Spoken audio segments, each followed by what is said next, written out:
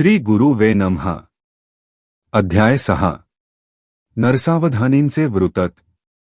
दुसऱ्या दिवशी सकाळी जपध्यानादी पूर्ण झाल्यावर तिरुमदास म्हणाले, बाबा, श्रीपाद श्रीवल्लभ ह्या चराचर सृष्टीचे मूल आहे।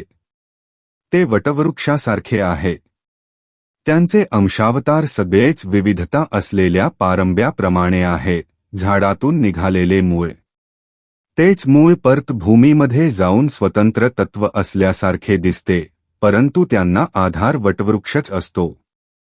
देवदानवापासून समस्त प्राणिमात्रांना त्यांचाच आधार आहे। त्यांच्याकडूनच समस्त शक्तींना आश्रय प्राप्त होतो। पुनर्पित्या शक्ती त्यांच्यातच विलीन होत असतात। पर्वत शिखरावर पोहोचलेल्या व्यक्तीस सगळ्या वाटा एकसारख्याच वाटतात।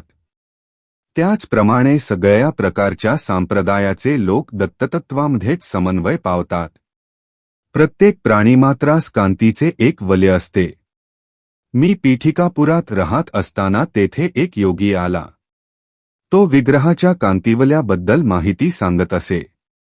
त्याला व्यक्तीची कांती कोणत्या रंगाची असून किती दूरवर व्यापून आहे ते सांगता येत असे।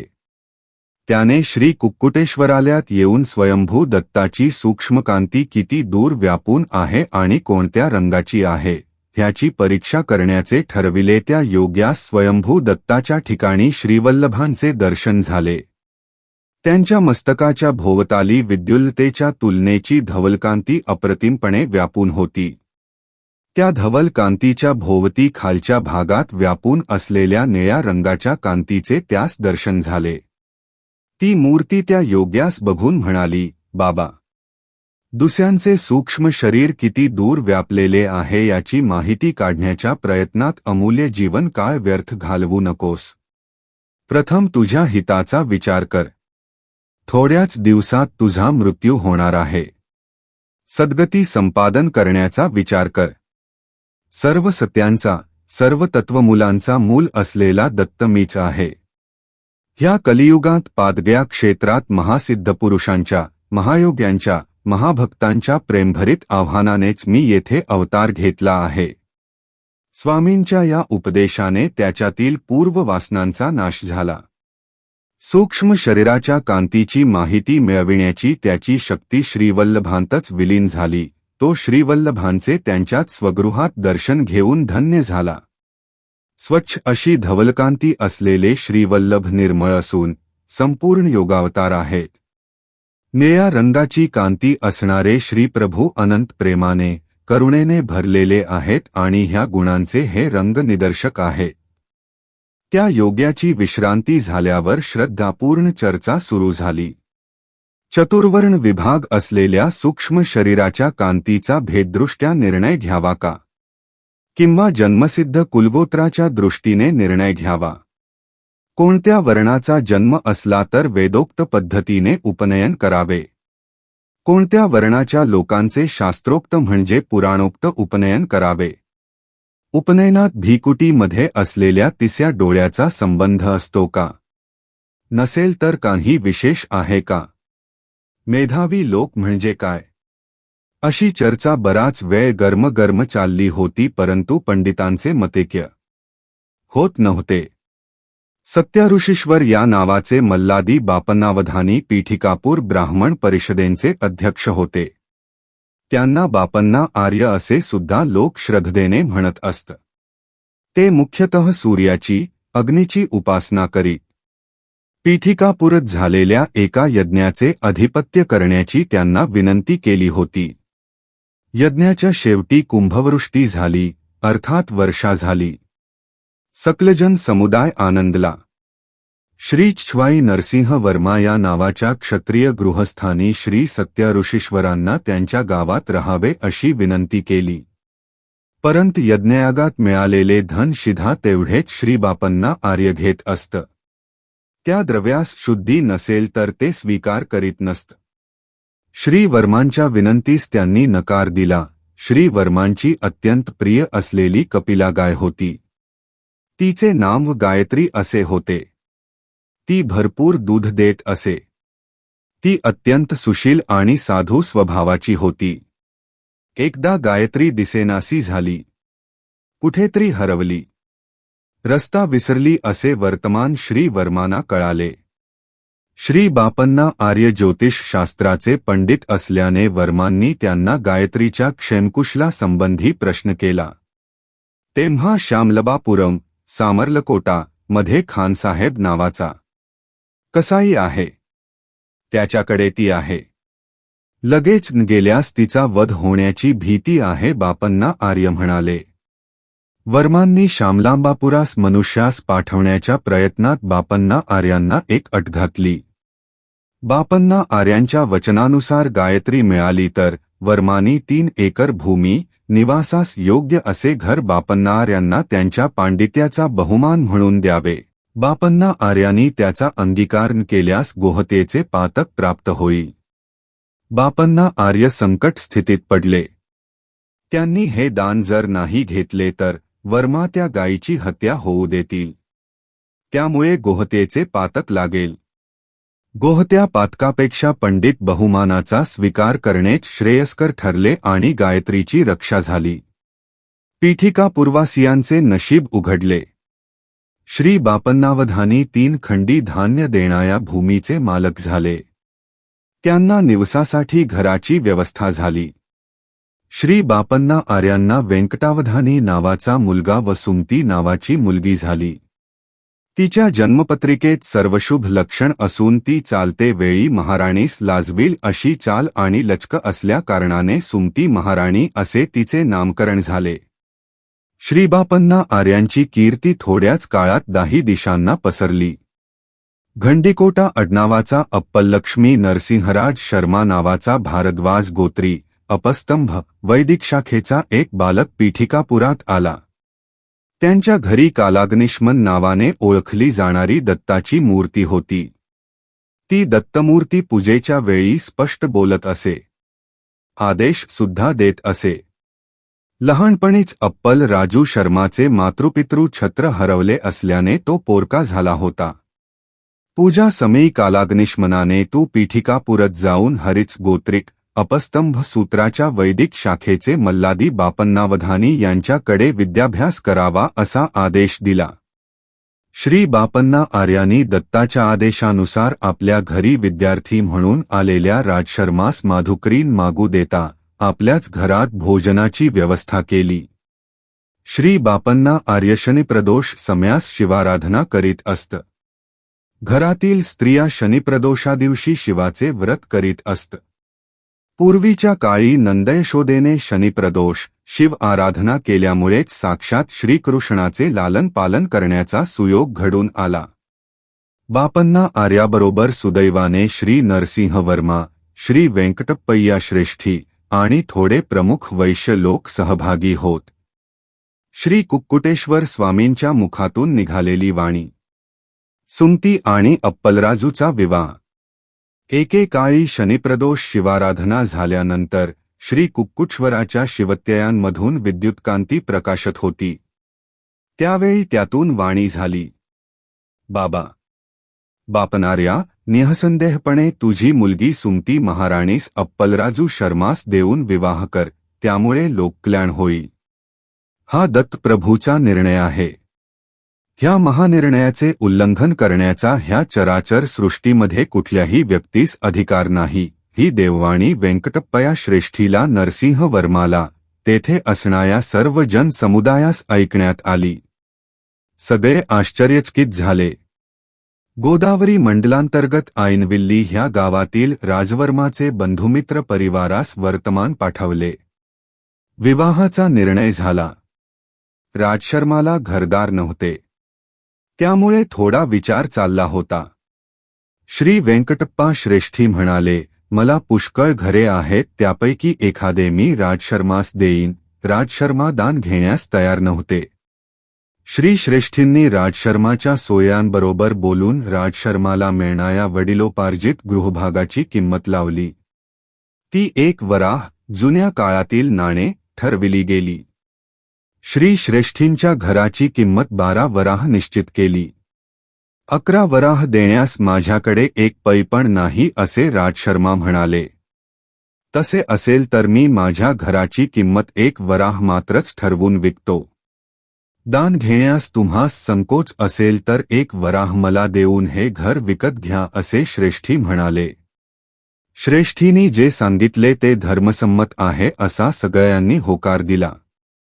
श्री सुमती महाराणी आणि श्री अप्पल लक्ष्मी नरसिंह शर्मा यांचा विवाह महापंडितांच्या वेदघोषाने मंगलवाद्याच्या गजरात मोठ्या थाटामाटात पार पडला. श्रीपाद श्रीवल्लभांचा अवतार अज्ञानाच्या अंधकाराला दूर करण्यासच झाला आहे. त्या कारणाने श्री प्रभूंनी कालदेवतेला कर्मदेवतेला शाप दिला. त्या शापास अनुसरून अज्ञानांधकाराचे प्रतीक स्वरूप जन्मांध शिशु आणि अप्राकृतिक प्रगतीचे स्वरूप दर्शविणारे लंगडे बालक अशी 2 बालके राजशर्मास प्राप्त झाली. आपली दोन्ही मुले अशा रीतीने अपंग असल्याने सुमती आणि राजशर्मा अत्यंत दुःखी होते. ऐनविल्ली गावात एक प्रसिद्ध विघ्नेश्वराचे देऊळ आहे. श्रीराज शर्मा यांच्या दुःखाचा परिहार करण्यासाठी त्यांचे नातेवाईक तेथील महाप्रसाद पीठिकापुरात घेऊन आले. सुमती आणि राजशर्मांनी तो प्रसाद आदराने घेतला. त्या दिवशीच रात्री सुमती महाराणीला स्वप्नात ऐरावताचे दर्शन झाले. नंतर काही दिवस शंख, चक्र, गदा, पद्म, त्रिशूल, विविध देवतेचे, ऋषींचे, सिद्धपुरुषांचे, योग्यांचे अशी अनेक दर्शने तिला स्वप्नात होत होती. काही दिवसांनी जागृतावस्थेत सुद्धा तिला दिव्य दर्शन होऊ लागले. डोळे झाकले की पडद्यावरील चित्रपटासारखे दिव्यकांतिमय तपसमाधीत मग्न असलेले योगी, मुनी अद्भुत दर्शन देत. देवतांचे जन्मनक्षत्र आणि सुमतीच्या प्रस्वस्मयाचे नक्षत्रात असलेला संबंध सुमती महाराणीने आपल्या पित्यास दिव्य अनुभवाबद्दल सविस्तर सांगितले. ते म्हणाले, ही सर्व लक्षणे महापुरुषाच्या जन्माचे शुभसूचक आहेत. सुमती महाराणीचे मामा श्रीधर पंडित म्हणाले, बाई, सुमती रवी, सूर्य चे जन्मनक्षत्र विशाखाचा आणि श्रीरामावताराचा संबंध आहे. कृतिका हे चंद्राचे जन्मनक्षत्र आहे. ह्याचा आणि श्री कृष्णावताराचा संबंध आहे. पूर्वाषाढा या नक्षत्रावर जन्मलेल्या अंगारकाचा श्रीलक्ष्मीनरसिंह अवताराशी संबंध आहे. श्रवण नक्षत्रावर जन्मलेल्या बुधाचा बुद्धावताराशी संबंध आहे. पूर्वा फाल्गुनी नक्षत्रावर जन्मलेल्या गुरुचा विष्णुवंशाशी संबंध आहे. पुष्य नक्षत्रावर जन्मलेल्या शुक्राचा भार्गवरामाशी संबंध आहे. रेवती नक्षत्रावर जन्मलेल्या शनीचा कूर्मावताराबरोबर संबंध आहे. भरणी नक्षत्रावर जन्मलेल्या राहूचा वराह अवताराशी संबंध आहे. आश्लेषा नक्षत्रावर जन्मलेल्या केत्या मच्छावताराशी संबंध आहे. तू मला प्रश्न केलेला समय दैवी रहस्याशी संबंधित आहे. कोट्यावधी ग्रहांना नक्षत्रांना ब्रह्मांडाच्या स्थिती गतीला निर्देश देणारे दत्तप्रभूच जन्मास येतील असे मला निश्चित वाटते. दत्तप्रभू हे नित्य वैभव विभूती. आपले दिव्य अनुभव आणि श्रीधर पंडित यांचे मत सुमती महाराणीने राजशर्मास सांगितले. तेव्हा राजशर्मा म्हणाले, मी पूजा करते समय कालाग्निष्मन दत्तांना विचारतो. कालाग्निष्मन दत्तात्रेयांची पूजा होत असता कोणत्याही माणसाने ती पाहू नये असा नियम आहे. पूजेनंतर दत्त प्रभू मानवाच्या रूपात समोर बसून बोलतात. नंतर परत त्या मूर्तीमध्ये विलीन होतात. हा रोजचा आमचा नियम आहे. सामान्य विषय किंवा स्वार्थभरित समस्या आम्ही दत्ताला निवेदन करीत नाही. त्या दिवशी पूजे समय दत्त महाराज प्रसन्न होते. पूजेनंतर ते मानवी रूपात समोर बसले आणि श्रीधरा या असे बोलविले. दत्तमूर्तीमधून एक रूप बाहेर पडले आणि त्यांच्या समोर ध्यानस्थ बसले. परत आपल्या बोटाने संकेत करीत श्रीधरा या असे म्हणाले. तत्काळ ते रूप त्यांच्यातच विलीन झाले. राजशर्माला हे सगळेच आश्चर्यजनक होते. श्रीदत्त प्रभू म्हणाले, तू आता पाहिलेले रूप येणाऱ्या शताब्दीतील येणारा एकुलता एक अंशावतारच आहे. माझ्यात लीन झालेल्या जीवनमुक्तांना सुद्धा मी बोलावताच यावे लागते. आणि जा अशी आज्ञा झाल्यास पडद्याआड झाल्यासारखे जावे लागते. माझ्या आज्ञेचे पालन करणे त्यांना चुकतच नाही. माझ्या लीला विभूती केवळ भूमीवरच परिमित नाहीत. हे ब्रह्मांड सारेच माझ्या हातातील खेळण्याच्या चेंडूसारखे आहे. मी एका पायाने लत्ता प्रहार केल्यास कोट्यावधी योजने पार करतो. मी जन्म मृत्यूच्या अतीत आहे असे म्हणत श्री प्रभूंनी राजशर्माच्या भूमध्यात स्पर्श केला. लगेच राजशर्मा पूर्वजन्माची स्मृती झाली. त्याने एका युगात विष्णुदत्त या नावाने जन्म घेतला असून त्याची पत्नी सुमतीने सोमदेवम्मा नावाने जन्म घेतला होता असे ज्ञात झाले. श्री दत्त महाराज पुढे म्हणाले, मी दत्त या रूपाने दर्शन देऊन तुमची काय इच्छा आहे असे विचारले होते. त्यावेळी पितृश्राद्धाच्या दिवशी जेवायला यावे अशी विनंती तुम्ही केली होती. सूर्याग्नीबरोबर मी श्राद्धाचे जेवण केले. तुमच्या पितृदेवतांना शाश्वत ब्रह्मलोकांची प्राप्ती करून दिली. मी श्रीपाद श्रीवल्लभ या नावाने अवतार घेऊन गेल्या 100 वर्षापासून ह्या भूमीवर योग्यांना महापुरुषांना दर्शन देतच आहे. पीठिकापुरत सवितृकाठक चयन होम भारद्वाज महर्षीने त्रेतायुगात केला होता. लेहाचे त्या होमाचे भस्म पर्वतासारखे जमून बसले. कालांतराने ते भस्म द्रोणागिरी पर्वतावर शिंपडले गेले. मारुती द्रोणागिरी पर्वत घेऊन जात असताना एक छोटा भाग गंधर्वपुरात गाणगापूर पडला. गंधर्वनगर भीमा अमरजा पवित्र नद्याचा संगम प्रदेश आहे. श्रीपाद श्रीवल्लभांच्या अवातर समाप्तीनंतर मीन लग्नावर करंज नगरीत शुक्ल यजुर्वेदीय वाजस्नेय माध्यंदिन शाखेत नृसिंह सरस्वती या नामवाने जन्म घेऊन गंधर्वनगरात अनेक लीला करी. श्रीशैल्यातील कर्दळीवनात 300 वर्ष तपोसमाधीनंतर स्वामी समर्थ ह्या नामवाने प्रज्ञापुरात निवास करी. जेव्हा शनी मीनेत प्रवेश करेल तेव्हा त्या शरीराचा त्याग करीन. दत्तप्रभूंचे हे वरील वक्तव्य राजशर्माने आपल्या धर्मपत्नीस सांगितले. त्यावेळी सत्याऋषीश्वर बापनार्य म्हणाले, बाबा राजशर्मा, तुझ्या पूर्वीच्या युगातील जन्मात श्री दत्तप्रभूंना सूर्याला अग्नीला श्राद्ध भोजन दिलेला तू पुण्यात्मा आहेस. ह्या जन्मात कोणत्याही रूपात दत्त महाराज भोजन द्या असे विचारतील, तो दिवस पितृश्राद्धाचा असला तरी कसलाही विचार न करता ब्राह्मण जेवायच्या अगोदरच श्री दत्ताने भोजन विचारले तर जरूर वाढावे. बाई सुमती, ही गोष्ट लक्षात ठेव. बाबा शंकर भट्टा, दत्तप्रभूंच्या लीला अलौकिक आहेत. आतापर्यंत कधीही ऐकलेल्या आणि अपूर्व आहेत.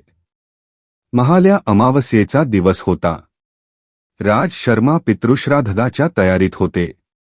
दारासमोर भवती भिक्षांदेही असा आवाज ऐकला आणि त्या अवधूताला सुमती महाराणीने भिक्षा घातली. काही मागणे माग असे म्हणणाऱ्या अवधूताला सुमती म्हणाली, बाबा आपण अवधूत आहात. आपले वाक्य म्हणजे सिद्धवाक्यच आहे. श्रीपाद श्रीवल्लभांचा अवतार लवकरच या भूमीवर होईल असे विद्वान लोक सांगतात. दत्तप्रभू आता कोणत्या रूपात संचार करीत आहेत? या 100 वर्षापूर्वीपासून ह्या भूमीवर श्री दत्तप्रभू श्रीपाद श्रीवल्लभ ह्या रूपात फिरत आहेत असे ज्ञात होत आहे. आपण मला काहीतरी माग असे म्हटले. मला श्रीपाद श्रीवल्लभांचे रूप पाहण्याची फार तीव्र इच्छा आहे. श्रीपाद श्रीवल्लभांचा आविर्भाव प्राक्तय हे शब्द ऐकून त्या अवधूताने भुवने दणाणून जाण्यासारखे भूकंप आल्यासारखे विकट हास्य केले. सुमती महाराणीला तिच्या सभोवतीचे समस्त विश्व एका क्षणातच अदृश्य झाल्यासारखे वाटले. समोर 16 वर्षे वय असलेला सुंदर बालक तिच्या रूपात प्रकट झाला आणि म्हणाला, आई, मीच श्रीपाद श्रीवल्लभ आहे. मीच दत्त आहे. अवधूतांच्या रूपात असताना श्रीवल्लभांचे रूप पाहण्याची इच्छा व्यक्त केलीस. ती इच्छा पूर्ण करण्यास तुला श्रीवल्लभांच्या रूपात दर्शन दिले. श्रीवल्लभांच्या रूपात असलेल्या मला कोणतेही मागणे मागू शकतेस. तू मला जेऊ घालून तृप्त केलेस. जे मागशील ते वरदान द्यावे अशी इच्छा आहे. या जगातील लोकांनी संकल्परूपाने पापकर्म केल्यास पापांचे फळच प्राप्त होते. संकल्पाने पुण्यकर्म केल्यास पुण्यफळ प्राप्त होते. निष्काम कर्माचे आचरण केल्यास त्याला अकर्म म्हणतात. ते सुकर्मही नसते अथवा दुष्कर्मही नसते. अकर्मास पुण्य किंवा पाप असे कोणतेच फळ नाही म्हणून दुसरेच फळ द्यावे लागते. ते भगवंताधीन असते. अर्जुनाने अकर्म केल्यामुळेच श्रीकृष्णाने त्याला कौरवांना माराव्यास सांगितले. तसे मारल्यास पाप लागणार नाही असे श्रीकृष्णाने अर्जुनास सांगितले होते. कौरवांचा संहार हा भगवंताचाच निर्णयच होता. तुम्ही दंपतींनी पण विशेष असे अकर्म केले आहे. लोकहितार्थ काहीतरी प्रतिफळ दिले पाहिजे. निसंदेहाने तुझी इच्छा मला सांग न चुकता. ती पूर्वी श्री दत्तांच्या दर्शनानंतर सुमती महाराणीला स्फुरलेला संकल्प. ती दिव्यमंगल मूर्ती पाहून सुमती महाराणीने पादाभिवंदन केले. श्रीवल्लभांनी सुमती महाराणीला उचलून उभे केले व म्हणाले, आई, मुलाच्या पाया पडणे हे अयोग्य आहे. याने मुलाचे आयुष्य क्षीण होते. तेव्हा सुमती म्हणाली, श्रीवल्लभ प्रभू, आई म्हणून बोलाविलेत. आपले हे सिद्धवाक्य आहे तेच बोल खरे करावे. तू माझा मुलगा म्हणून जन्मास यावे. यावर श्रीदत्त प्रभूंनी तथास्तु असा आशीर्वाद दिला व म्हणाले, मी श्रीपाद श्रीवल्लभ या रूपाने तुझ्या गर्भात येईन. आईने लेकरांच्या पायावर पडणे हे लेकराचे आयुष्य क्षीण होणेच होय. म्हणून मी धर्मकर्माच्या सूत्रांच्या उलट जात नाही. मी पुत्र रूपाने 16 वर्षापर्यंत जीवन व्यतीत करेन. त्यावर सुमती म्हणाली, केवढा हा अविचार, 16 वर्षापर्यंतच आयुष्य असे म्हणून विलाप करू लागली. त्यावर श्रीचरणांनी सांगितले, आई, 16 वर्षापर्यंत तुम्ही सांगाल तसे ऐकून राही. प्राप्ते तू 16 वर्षे पुत्र मित्रवदाचरेत असे शास्त्रवचन आहे. 16 वर्षे वय असलेल्या मुलाबरोबर मित्रासारखेच वागले पाहिजे. आपल्या इच्छांचे दडपण त्याच्यावर आणू नये. मला लग्न करण्यासाठी बंधन घालू नये. मला ती होऊन स्वेच्छेने विहार करण्याची परवानगी द्यावी. माझ्या या संकल्पाच्या विरुद्ध तुम्ही बंधन घातले तर मी घरात राहणार नाही असे सांगून त्वरित दत्त प्रभू अदृश्य झाले. सुमती महाराणी अवाक झाली. तिला काहीच कळेनासे झाले. घडलेला सारा वृत्तांत तिने आपल्या पतीस विवरण करून सांगितला. तेवढ्यातच अप्पलराजू म्हणाले, सुमती, विचार करू नकोस. श्रीदत्त महाराज या प्रकारे आपल्या घरी भिक्षेस येतील असा विषय तुझ्या वडिलांनी सूचना म्हणून अगोदर सांगून ठेवला होता. श्रीदत्त हे करुणेचा महासागर आहे. श्रीवल्लभांचा जन्म होऊ दे, नंतर आपण विचार करू. अप्पल राजूच्या घरी अवधूत आले ही वार्ता सगळ्या गावात पसरली.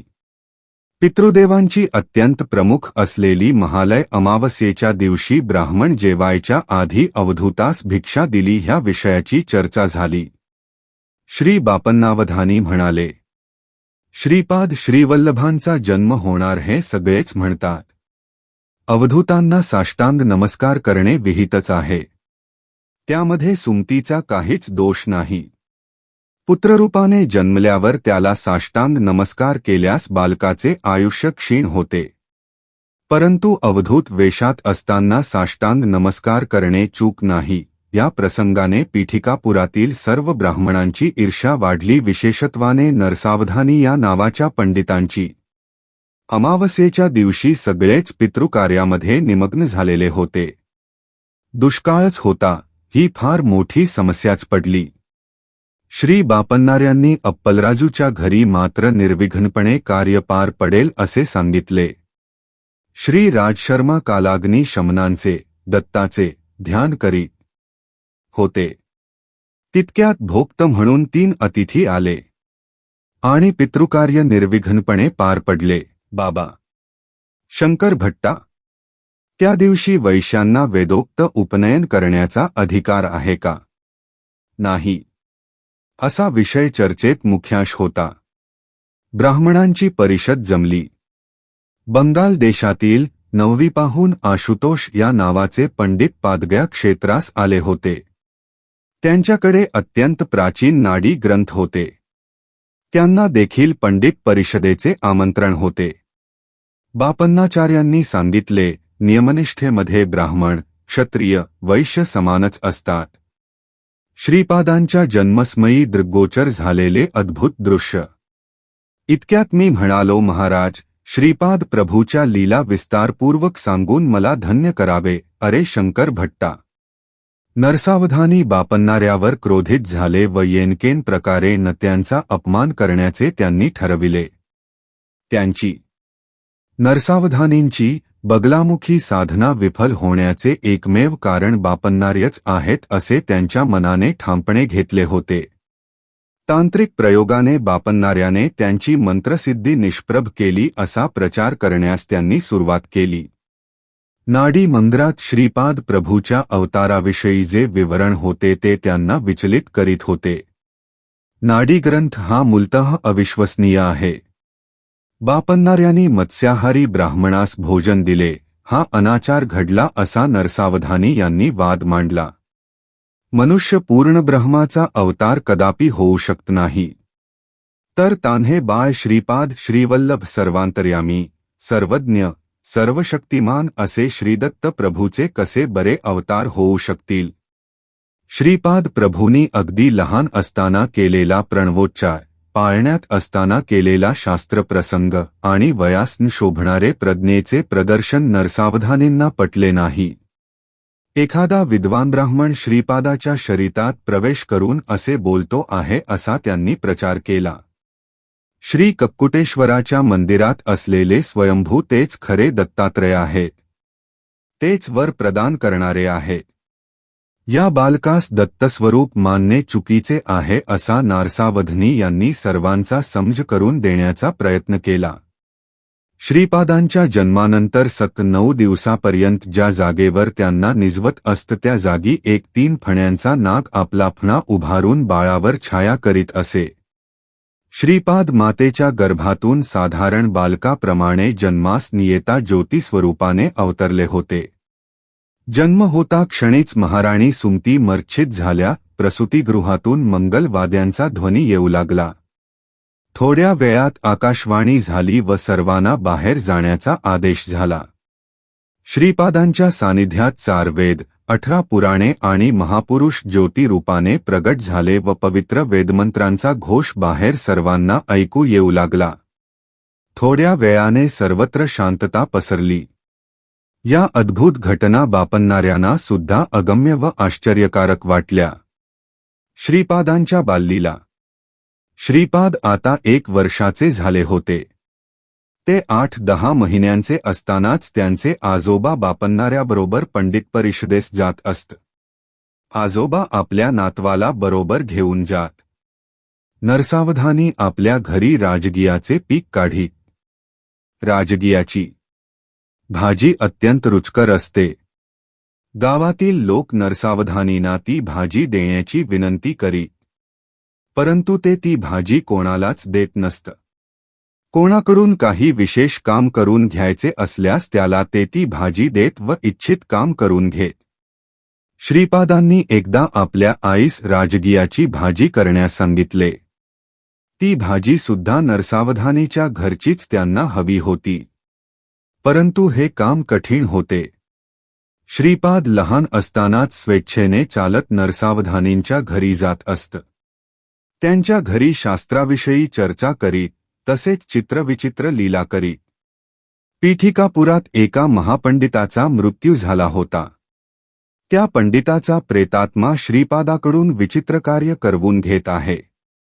या बालकास योग्य ते उपचार न करता बापन्नाचार्य व राजशर्मा हे दोघे या बालकास दत्तावतारी समजत आहेत असे नरसावधानी सर्वांना सांगत. पीठिकापूर हे पादगया क्षेत्र असून पितृदेवांचे प्रधान स्थान आहे.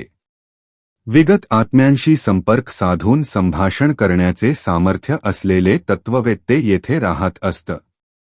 श्रीपादांच्या शरीरात कोणत्यातरी महापंडिताचा आत्माच वास करीत आहे आणि त्यांच्याकडून अगम्य अशा लीला करवून घेत आहे अशी धारणा पीठिकापुरममध्ये दृढ होत होती.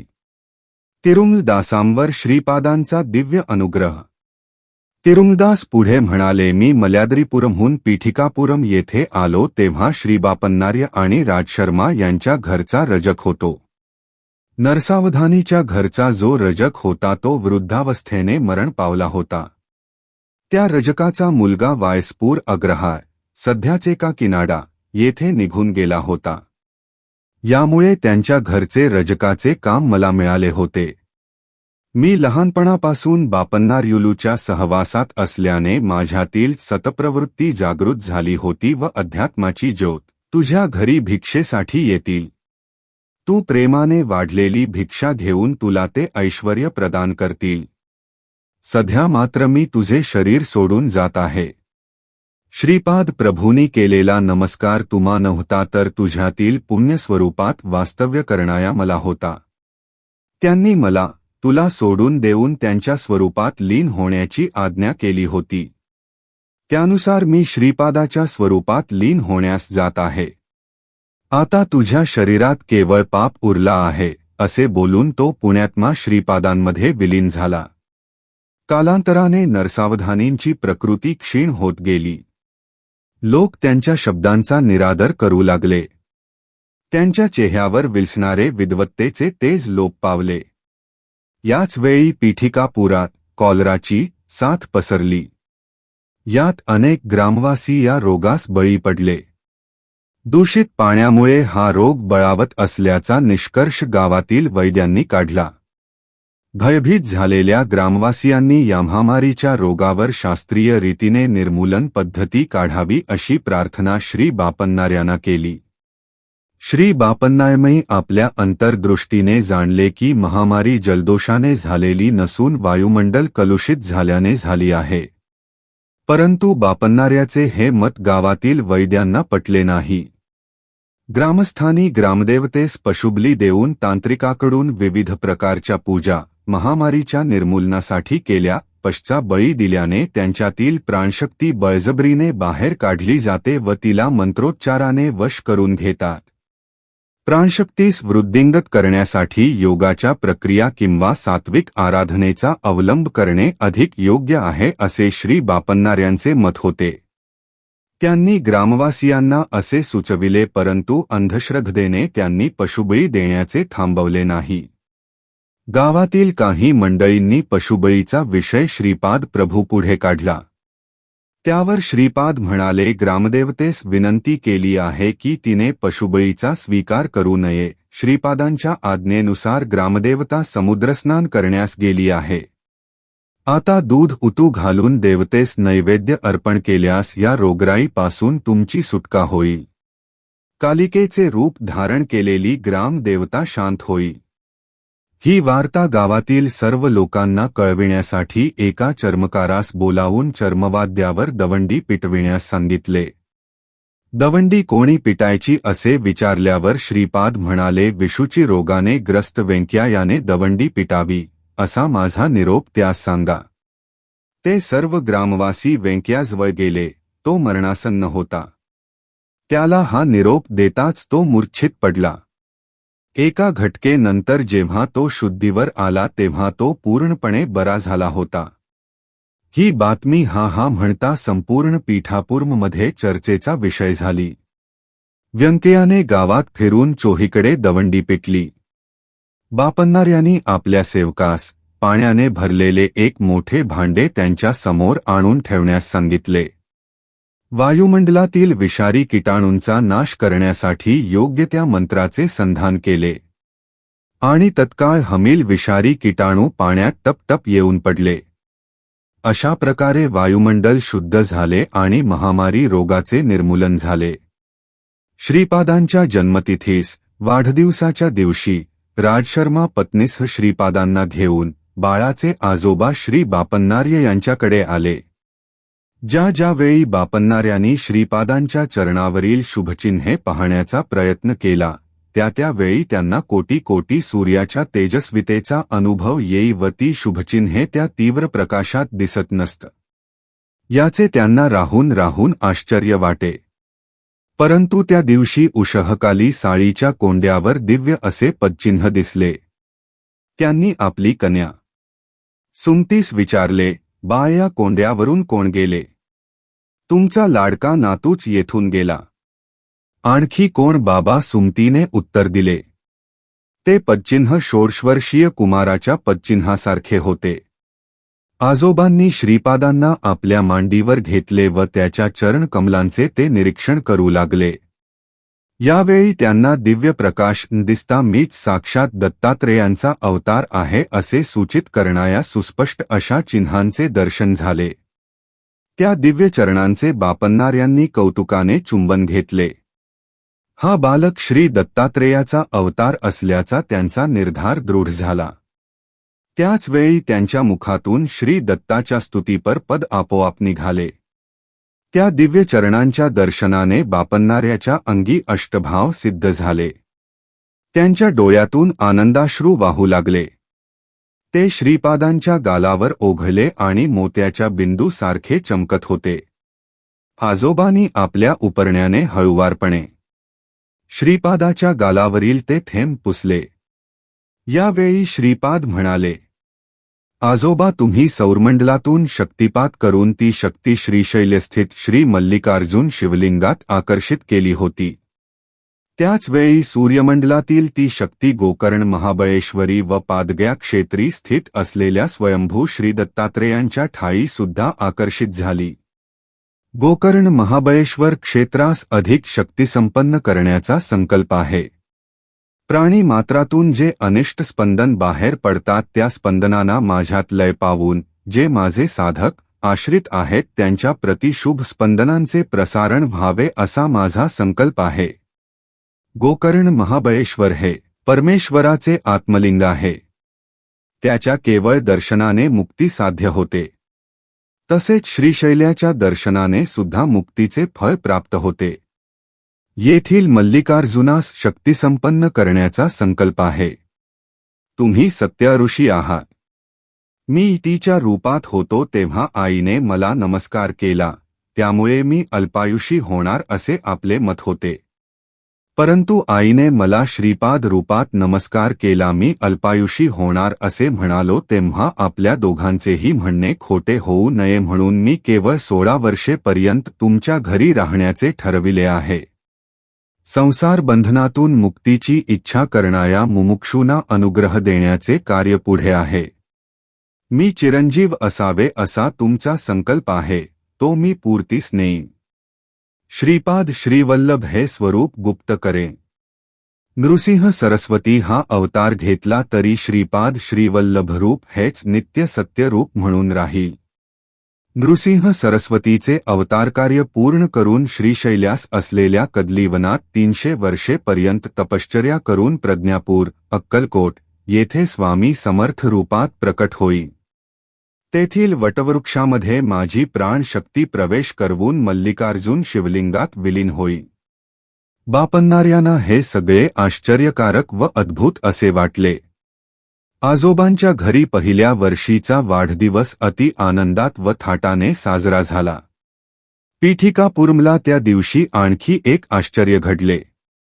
नरसावधानी, देवळाचे पुजारी आणि अजून काही मंडळी कुक्कटेश्वराच्या मंदिरात दर्शनाला गेले असताना त्यांना तेथे स्वयंभू दत्तात्रेयांची मूर्ती दिसली नाही. मंदिरातील मूर्ती दिसेनाशी झाल्याची वार्ता गावात पसरली. नरसावधानींच्या विरुद्ध असलेला एक तांत्रिक मूर्ती अदृश्य होण्याचे कारण नरसावधानीच आहेत असे मोठ्या तावातावाने म्हणू लागला. नरसावधानी क्षुद्र विद्येचे उपासक आहेत. त्यांनीच मूर्ती अदृश्य केली असा प्रचार गावात करण्यास त्याने सुरुवात केली. पीठापूरच्या ब्राह्मणांनी नरसावधानींच्या घराची झडती घेण्याचे ठरविले. ते ब्राह्मण श्री बापन्नार्यांना भेटले व झालेला प्रकार सांगितला. तेव्हा बापन्नार्य त्या ब्राह्मणास म्हणाले, सत्य प्रत्ययास येईपर्यंत मौन राहावे. योग्य वेळी या प्रश्नाचे समाधान होईल.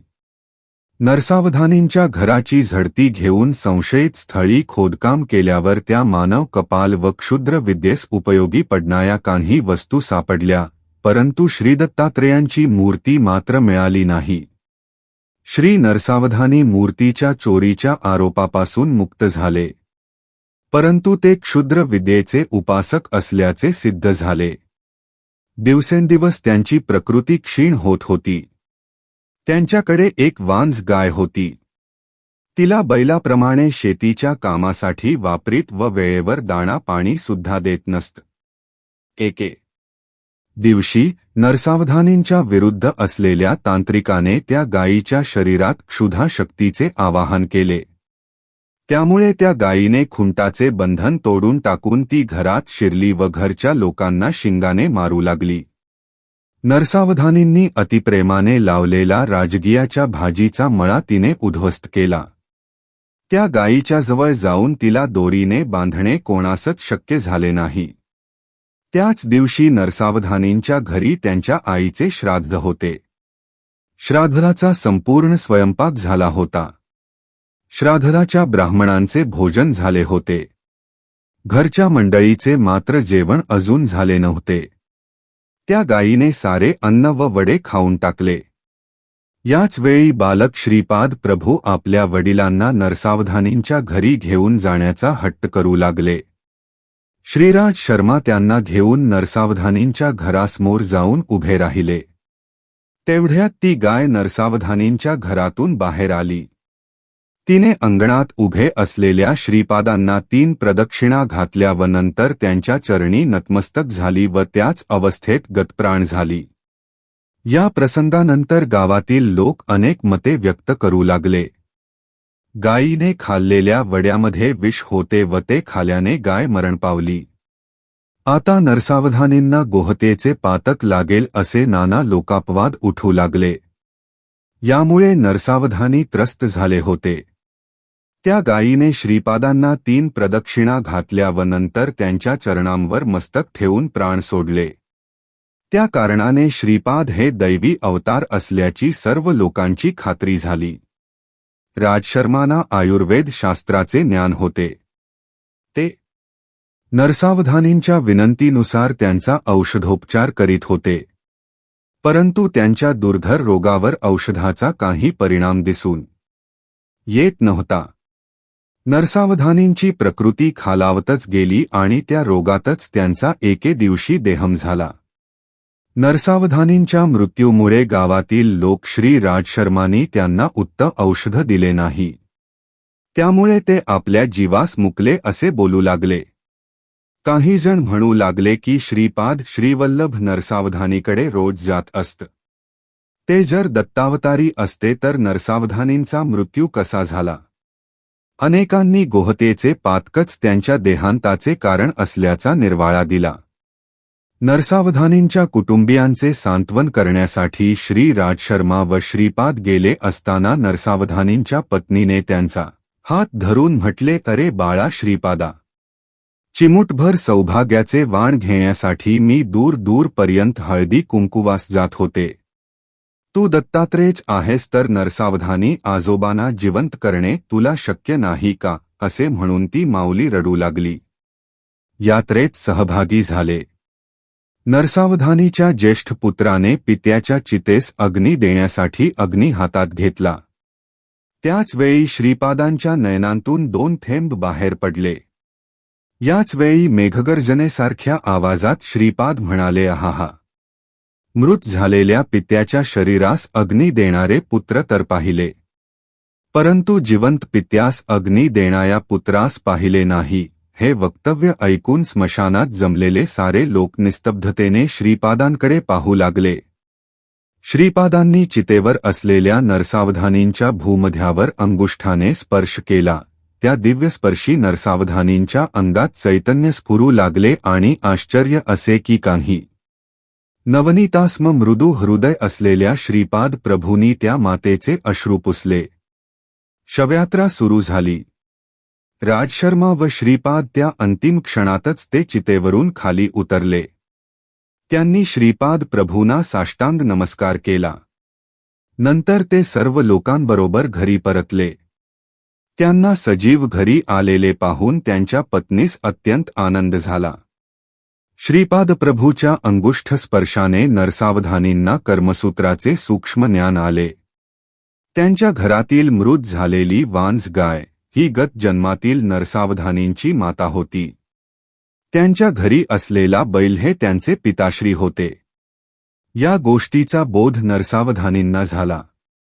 मरते समयी त्या गायीने श्रीपाद प्रभूंना आपले दूध त्यांनी प्यावे अशी विनंती केली होती. पुढच्या जन्मी जेव्हा वांझ म्हैस म्हणून ती जन्माला येईल त्यावेळी श्रीपाद प्रभू नृसिंह सरस्वती अवतारात तिचे दुग्धपान करतील. हे श्रीपादांनी गायीस दिलेले वचन नरसावधानींना कळले. ज्या तांत्रिकाने नरसावधानींवर प्रयोग केला होता त्याचा मृत्यू लवकरच होणार असून पुढच्या जन्मी तो ब्रह्मराक्षसाच्या योनीत जन्म घेणार असून त्याच्यावर इतिरूपात असलेल्या श्रीपादांचा अनुग्रह होईल असे सूक्ष्म लोकातील विषय नरसावधानींना श्रीपादाच्या कृपाप्रसादाने ज्ञात झाले. त्यांना स्वतःच्या पुढील जन्माची माहिती सुद्धा कळली. पुढील जन्मात त्यांच्या घरी इतिरूपाने श्रीपाद प्रभू येऊन त्यांच्याकडून राजगियाच्या भाजीची भिक्षा स्वीकारून राजगियाचे पीक स्वहस्ते नष्ट करून त्याच्या मुळाशी असलेला सोन्याच्या नाण्यांनी भरलेला हंडा त्यांना देतील. ही भविष्यवार्ता नरसावधानींना श्रीपादांच्या अंगुली स्पर्शाने कळली होती. श्रीपादांचा चेहरा अतिशय सात्विक, सुंदर, दैदिप्यमान असा होता. त्यांची तुलनाच होऊ शकत नाही. श्रीपाद प्रभूंनी नरसावधानी आणि त्यांच्या पत्नीस केलेला उपदेश, त्यांचा अनुग्रह केलेली विधाने मी तुला उद्या सांगेन. आता आपण त्यांचे स्मरण करीत भजनात रंगून जाऊया. ज्या ठिकाणी त्यांचे नामस्मरण, भजन, कीर्तन होते त्या ठिकाणी श्रीपाद प्रभू सूक्ष्म रूपाने संचरण करीत असतात हे अक्षर सत्य आहे. तिरुमदासासारख्या भक्ताच्या सत्संगतीने आनंदाने आम्ही पुलकित झालो. श्रीपाद श्रीवल्लभांचा जय जयकार असो.